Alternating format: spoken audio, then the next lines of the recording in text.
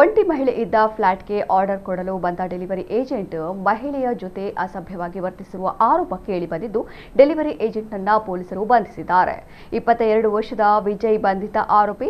ಶೌಚಾಲಯ ಬಳಸುವುದಾಗಿ ಬಲವಂತವಾಗಿ ಮಹಿಳೆಯ ಫ್ಲಾಟ್ಗೆ ಎಂಟ್ರಿ ಕೊಟ್ಟ ಆರೋಪಿ ತನ್ನ ಖಾಸಗಿ ಅಂಗ ಪ್ರದರ್ಶಿಸಿ ಅಸಭ್ಯವಾಗಿ ವರ್ತಿಸಿದ್ದ ಎಂದು ಆರೋಪಿಸಲಾಗಿದೆ. ಈ ಘಟನೆಯನ್ನು ವಿಡಿಯೋ ಮಾಡಿದ ಮಹಿಳೆ ಬಳಿಕ ಸಾಮಾಜಿಕ ಜಾಲತಾಣದಲ್ಲಿ ಹಂಚಿಕೊಂಡು ತಾನು ತೀವ್ರವಾಗಿ ಆಘಾತಕ್ಕೆ ಒಳಗಾಗಿರುವುದಾಗಿ ಕಣ್ಣೀರಿಟ್ಟಿದ್ದಾರೆ. ಇನ್ನು ಮಹಿಳೆಯಿಂದ ದೂರು ಪಡೆದ ಪೊಲೀಸರು ಪ್ರಕರಣ ದಾಖಲಿಸಿಕೊಂಡು ಆರೋಪಿಯನ್ನ ಬಂಧಿಸಿದ್ದಾರೆ.